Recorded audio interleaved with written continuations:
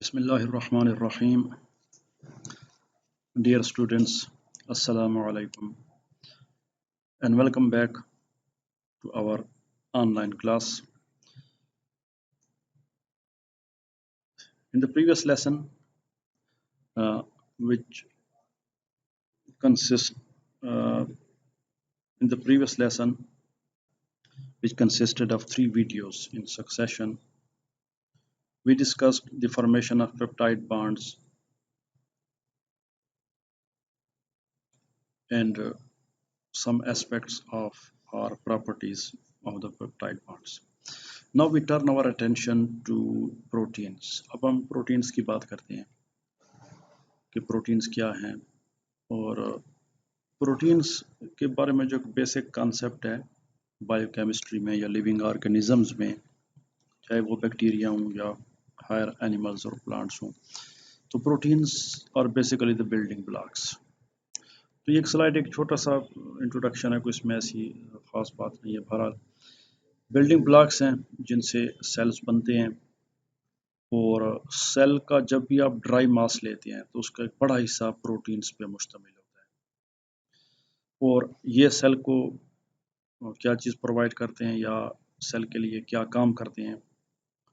तो ये सेल को शेप देते हैं, सेल का जो ओवरऑल स्ट्रक्चर बनता है वो प्रोटीन्स की वजह से होती है। और इन तमाम चीज़ों के अलावा जो एक बहुत अहम चीज़ है, क्योंकि शेप और स्ट्रक्चर तो बन गया, सेल बन गया, अब उसके बाद नेक्स्ट जो है वो है सेल ने अपने फंक्शंस करने हैं और वो फंक्शन डिफरेंट सेल्स के डिफरेंट हैं। और जैसे यहाँ पे बिल्कुल सही लिखो, इन्यूमरेबल बेशुमार फंक्शंस हैं। तो प्रोटीन्स तकरीबन सेल में जितने भी फंक्शंस होते हैं उसमें कोई ना कोई प्रोटीन्स इन्वॉल्व होती हैं। अब हमारा जो इसके बाद जितने भी हम वीडियोस देखेंगे उनमें हम प्रोटीन का स्ट्रक्चर पहले डिस्कस करेंगे और फिर उसके बाद हम प्रोटीन्स की प्रॉपर्टीज, उनके फंक्शंस और वो बाद में आएंगे। लेकिन प्रोटीन के फंक्शंस और उनकी प्रॉपर्टीज़ को समझने के लिए पहले हमें प्रोटीन के स्ट्रक्चर का पता होना चाहिए, जो कि आपने एक बेसिक लेवल पे उम्मीद है कि 3rd सेमेस्टर में भी पढ़ा होगा, क्योंकि उसमें भी सेल बायोलॉजी का और मॉलिक्यूल्स का जिक्र है और आपने जाहिर है कि उससे पहले भी आपने इंटरमीडिएट में भी ये पढ़ा होगा। तो अब हम प्रोटीन के स्ट्रक्चर की बात करते हैं। तो कुछ थोड़ा सा इस वीडियो में हम इंट्रोडक्शन देखेंगे और उसके बाद हम प्रोटीन के स्ट्रक्चर को ज़रा डिटेल से अगली वीडियोस में इंशाल्लाह स्टडी करेंगे। तो ये सबसे पहले जो इम्पॉर्टेंट पॉइंट है, जो कि अभी से आपके जहन में होना चाहिए, कि किसी भी प्रोटीन का जो फाइनल स्ट्रक्चर होता है, जब हम कहते हैं कि प्रोटीन बन गई है और वो इस शेप में है और इस फॉर्म में है कि वो अपना फंक्शन परफॉर्म कर सके, तो वो चीज़ उसके अमीनो एसिड के सीक्वेंस पे डिपेंड करती है कि उसके अंदर अमीनो एसिड, जैसे आप यहाँ पे देख रहे हैं जो चीज़ आ रही है सीक्वेंस, तो सीक्वेंस ये है कि अमीनो एसिड किस तरतीब में है, कि ये अमीनो एसिड ए है, उसके बाद बी है, उसके बाद सी है, उसके बाद डी है। तो क्या ऐसे है, तो इससे जो प्रोटीन बनेगी वो एक तरह की होगी। और बाज़ फॉर एग्जांपल एक और प्रोटीन है जिसमें डी है और उसके बाद बी है और एक जी है और फॉर एग्जांपल जे है। अब इस प्रोटीन का जो स्ट्रक्चर होगा या शेप होगी वो डिफरेंट होगी, क्योंकि इन दोनों में जो अमीनो एसिड का सीक्वेंस है दोनों प्रोटीन्स का, वो टोटली क्या है, वो डिफरेंट है। अब अमीनो एसिड्स के बारे में आपको पता है कि जो कुल अमीनो एसिड्स पाए जाते हैं प्रोटीन्स में, उनकी तादाद 20 है। और ये अमीनो एसिड्स जो कि प्रोटीन बनाते हैं, तो इनका कोड किसी भी ऑर्गेनिज्म के, चाहे वो वायरस क्यों ना हो, अगरचे वायरस ऑर्गेनिजम्स में नहीं आता, लेकिन वायरस तक अमीनो एसिड का कोड उनके न्यूक्लिक एसिड या डीएनए में होता है। अब ये जो अमीनो एसिड्स हैं, हमने इनका स्ट्रक्चर देख लिया हमने, बहुत सारे अमीनो एसिड का स्ट्रक्चर्स बनाया भी, और उम्मीद है कि आपने 20 अमीनो एसिड के स्ट्रक्चर बना लिए होंगे। अब इनमें हर एक अमीनो एसिड मुख्तलिफ केमिकल प्रॉपर्टीज उसमें पाई जाती हैं। अब जो प्रोटीन बनती है, ये पहले भी मैं आपको बता चुका हूँ जब हम पेप्टाइड बॉन्ड्स के बारे में पढ़ रहे थे यार, उससे पहले, कि प्रोटीन मॉलिक्यूल जो है वो चेन की शक्ल में होती है, यानी लीनियर फैशन में बनती है पॉलीपेप्टाइड चेन या प्रोटीन का मॉलिक्यूल, और उसमें किसी किस्म की कोई ब्रांचिंग नहीं होती।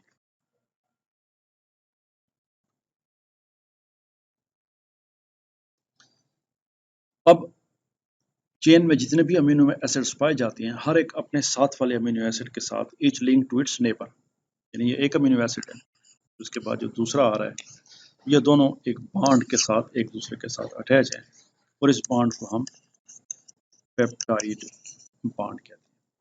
ये इन अमीनो एसिड्स में पाया जाता है कि each is linked to its neighbour by a covalent bond. तो चूंकि पेप्टाइड बॉन्ड दो अमीनो एसिड के दरमियान पाए जाते हैं, जितने ज्यादा अमीनो एसिड्स होंगे उतने ज्यादा पेप्टाइड बॉन्ड्स होंगे, इसलिए प्रोटीन्स को हम बाजुकात पॉलीपेप्टाइड्स भी कहते हैं। अब जो शेप ऑफ प्रोटीन है वो डिपेंड करती है उसके सीक्वेंस पे, जैसे अभी हमने बात की, और हर एक प्रोटीन का अपना सीक्वेंस होता है अमीनो एसिड का। तो अब जाहिर है कि हम कहें जी, हो सकता है कि दो प्रोटीन्स का अमीनो एसिड्स का सीक्वेंस एक हो, जब दोनों का सीक्वेंस एक होगा तो फिर ये बात भी याद रखें कि वो एक ही प्रोटीन होगी, वो डिफरेंट नहीं होगी।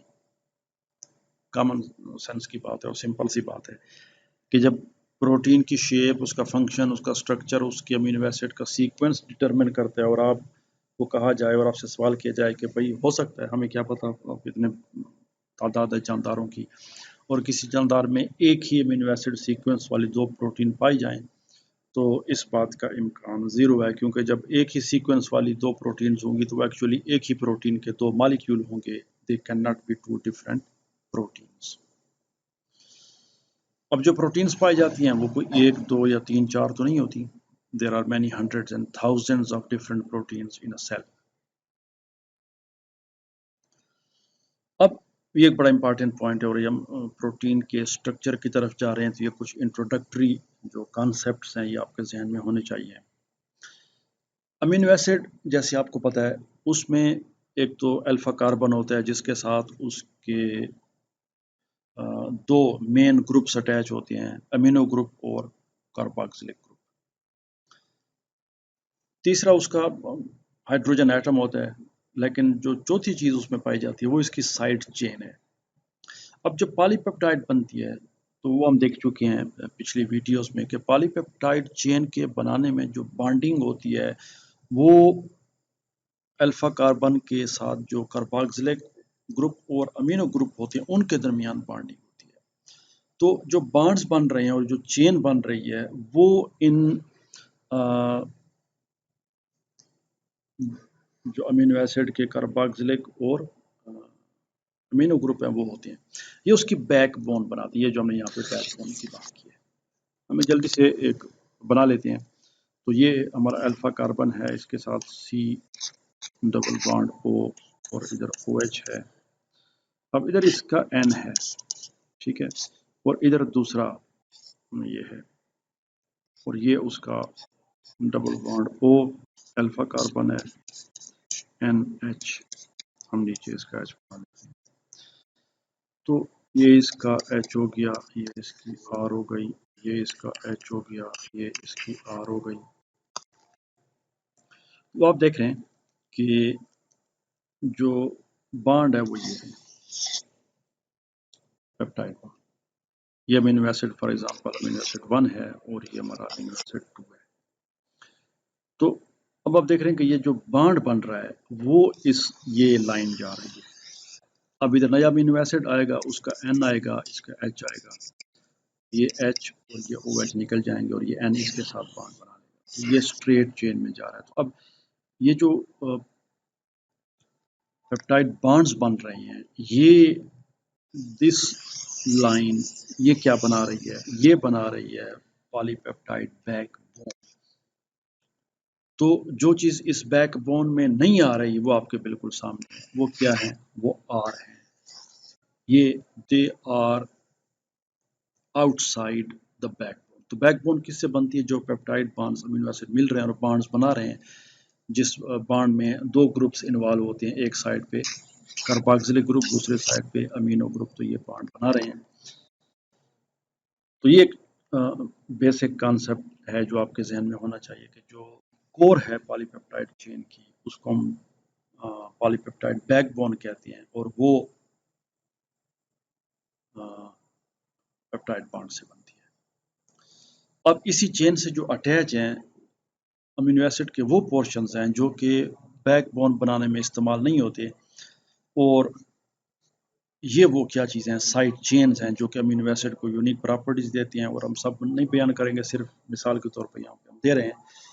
20 अमीनो एसिड्स हैं, और आपको पता है कि 20 के 20 अमीनो एसिड जो हैं उन सबकी साइड चेन्स मुख्तलिफ है, होनी भी चाहिए। अगर ना होती तो फिर वो 20 ना होते, उनकी तादाद कम होती, क्योंकि अमीनो एसिड में जो फ़र्क है वो साइड चेन्स का है। बाकी उनके जो हम यूँ कह लें कि उसके अगर 4 साइड्स हैं तो 3 साइड्स तमाम अमीनो एसिड में एक जैसी होती हैं, कार्बोक्सिलिक ग्रुप, हाइड्रोजन एटम और अमीनो ग्रुप। चौथी साइड जो है वो साइड चेन की है, वो डिफरेंट है। तो कुछ साइड चेन जिसमें नॉन पोलर हैं, कुछ इसमें हाइड्रोफोबिक हैं यानी कि नॉन पोलर, और कुछ इसमें आपने देखा कि अनचार्ज्ड पोलर हैं, कुछ इसमें पोलर हैं लेकिन वो एसिडिक और बेसिक है, तो वो यहाँ पे हमने जिक्र उसका नहीं किया। अब ये आपके सामने वो डायग्राम आ गए जो इसका भी हम जिक्र कर रहे थे। तो ये जो शेडेड है ग्रे में, ये जो पोर्शन है इसका, this is the polypeptide backbone, जिसमें उसके बॉन्ड्स आपको नजर आ रहे हैं, जो पेप्टाइड बॉन्ड्स हैं, ये आप देख रहे हैं यहाँ पे हमने हाईलाइट किया हुआ है। ये पेप्टाइड बॉन्ड है, ये पेप्टाइड बॉन्ड है, ये पेप्टाइड। आपके सामने जो अमीनो एसिड यहाँ पे बने हुए हैं, उम्मीद है आपको इनका नाम जो है वो आता होगा। तो अब दिस इज द बैकबोन, ये है उनकी बैकबोन, और आप देख रहे हैं कि हमारे पास जो अमीनो एसिड हैं, इसमें एक अमीनो एसिड ये है, एक अमीनो एसिड ये है, एक अमीनो एसिड ये है, और एक अमीनो एसिड ये है। यानी हमारे पास जो टोटल अमीनो एसिड हैं इस छोटी सी चेन में, उनकी तादाद 5 है, और उनकी साइड चेन्स आप देख रहे हैं कि इन सब की साइड चेन्स जो हैं वो बैकबोन से बाहर है। ये 1 2 3 आई एम सॉरी 4, 5 नहीं है, 4। तो आगे जाने से पहले एक छोटा सा आपका टेस्ट वो ये है कि आप अपने गूगल क्लासरूम की जो क्लास के कमेंट्स हैं उसमें काइंडली मुझे ज़रा इनके नाम बता दें कि अब आपके सामने इनके शेड्स हैं। ये येलो शेड है, ये ब्लू है, और ये दोनों ग्रीन में है। तो इन ग्रीन में आप देख रहे हैं एक में सल्फ़र है, ये यहाँ पे सल्फ़र है, और ये जो है इसमें सल्फ़र नहीं है, बेसिकली इसकी हाइड्रोकार्बन चेन है, तो ये नॉन पोलर हो जाएगा। तो आप काइंडली इसके क्लास कमेंट में अगर वीडियो को आप पास करते हैं और वहाँ पे करते हैं, तो ये इसी क्लास के दौरान ही आप मुझे ज़रा इनके नाम बता दें। तो ये वो बात थी जो कि पीछे हमने देखी है कि अमीनो एसिड जब आपस में मिलते हैं तो वो एक बैकबोन बनाते हैं, और वो बैकबोन जो है ये पॉलीपेप्टाइड के अंदर वो बॉन्ड्स हैं, साइड चेन्स उस से बाहर होती हैं।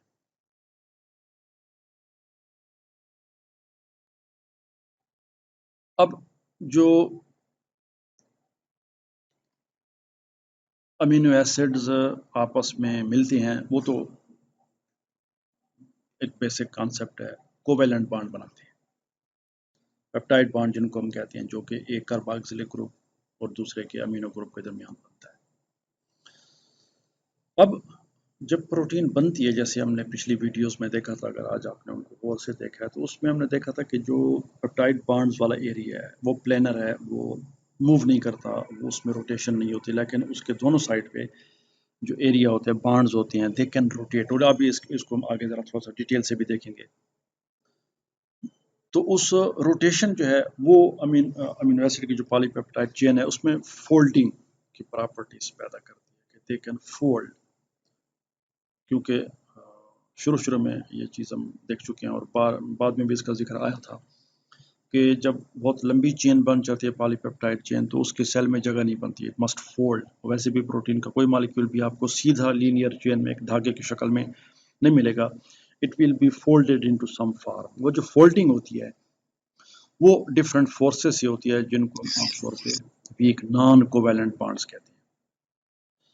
अब ये बॉन्ड्स एक पॉलीपेप्टाइड चेन और दूसरी पॉलीपेप्टाइड चेन के दरमियान भी बन सकते हैं, चेन के एक पार्ट्स के दूसरे पार्ट के दरमियान भी बन सकते हैं, और ये पॉलीपेप्टाइड बैकबोन वाले भी हो सकते हैं, और इसमें जो साइड चेन के एटम्स हैं वो भी हो सकते हैं।